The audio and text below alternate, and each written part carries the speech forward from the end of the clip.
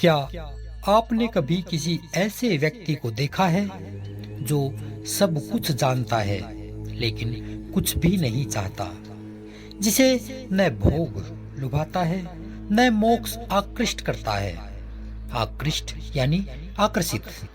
क्या आप जानना चाहते हैं ज्ञान का अंतिम स्वरूप कैसा होता है? जब कोई व्यक्ति सत्य को पूरी तरह जान लेता है, जब उसे जीवन और मृत्यु का रहस्य स्पष्ट हो जाता है, तब उसके भीतर कोई इच्छा नहीं बचती। वह न किसी अनुभव का भूखा होता है न किसी मुक्ति का आकांक्षी। ऐसा व्यक्ति ही सच्चा ज्ञानी कहलाता है, जो हर स्थिति में सम है, शांत है और निरासक्त है। अष्टावक्र गीता का यह श्लोक ऐसे ही एक आत्मज्ञानी के लक्षण को उजागर करता है। यह श्लोक हमें बताता है कि जिस क्षण सत्य जाना गया, उसी क्षण जीवन से सारी दौड़, सारी इच्छाएं और सारा संघर्ष समाप्त हो गया। तो आइए जानते हैं कि वह कौन है जो सब कुछ जानकर भी न कुछ पाना चाहता है न खोने से डरता है। यह अष्टावक्र गीता का 18वें प्रकरण में 68वां श्लोक है। इस श्लोक में अष्टावक्र जी कह रहे हैं, जब किसी व्यक्ति को जीवन का अंतिम सत्य जान लेना होता है तो फिर अधिक कुछ कहने को शेष नहीं रह जाता। वह महापुरुष जिसने सत्य को अनुभव कर लिया है, वह न भोग की इच्छा रखता है न ही मोक्ष की। वह हर जगह निरासक्त और शांत बना रहता है। आइए जाने इस श्लोक का गहरा अर्थ।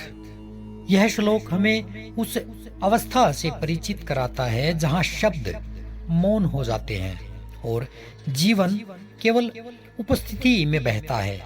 इस श्लोक में अष्टावक्र कहते हैं कि जब किसी ने जीवन के अंतिम सत्य को जान लिया होता है, तब उसके लिए वाणी का कोई विशेष प्रयोजन नहीं रह जाता।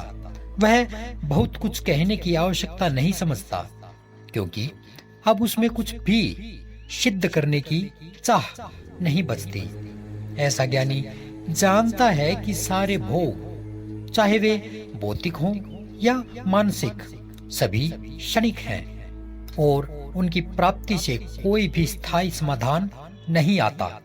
वह यह भी जान चुका होता है कि मोक्ष नाम की कोई उपलब्धि भी अनंत एक मानसिक कल्पना है जो प्रयास के केंद्र में रहती है। जब भीतर ही शांति और पूर्णता का अनुभव हो गया हो, तो न कोई लक्ष्य बाकी रह जाता है न कोई आकर्षण। इस अवस्था में जीवन बहुत साधारण और सहज हो जाता है और वही उसकी महानता होती है। यह ज्ञानी व्यक्ति किसी से विशेष व्यवहार की अपेक्षा नहीं करता, न ही जीवन में कोई विशेष अनुभूति प्राप्त करने के लिए वह कुछ करता है।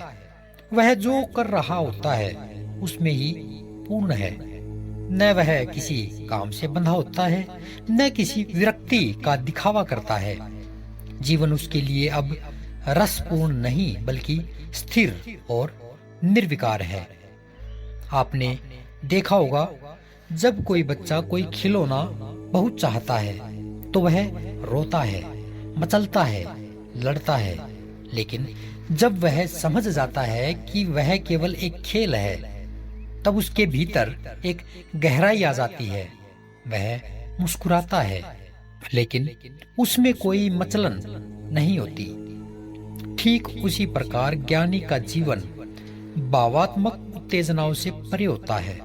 न भोग की तीव्रता उसके भीतर होती है और न ही किसी प्रकार की कोई मोक्ष की उत्कंठा उसके भीतर होती है। इसलिए वह हर स्थिति में निरस यानी बिना किसी राग या द्वेष के जीता है। अब यहाँ ये जो शब्द आया है निरसता, यह कोई निष्क्रिय शब्द नहीं है, बल्कि एक ऐसा शब्द है, एक ऐसी स्थिति है जहां मन किसी आकर्षण या प्रतिरोध से परे हो गया है। यह अवस्था गहन शांति की अवस्था होती है, जहां सब कुछ स्पष्ट दिखाई देता है, लेकिन उस पर मन प्रतिक्रिया नहीं करता। अब आप सोचिए कि क्या आप अभी भी जीवन को किसी लक्ष्य की ओर ले जा रहे हैं, या फिर वह सब जो आप खोज रहे हैं वह पहले से ही आपके भीतर मौजूद है। अगर यह विचार आपके हृदय को छू गया हो तो इस ज्ञान को औरों तक पहुंचाएं। कभी कभी एक वाक्य ही किसी के भीतर स्थायी शांति ला सकता है। इन्हीं सभी बातों के साथ अगले सूत्र में कल फिर मिलेंगे। तब तक के लिए नमस्कार।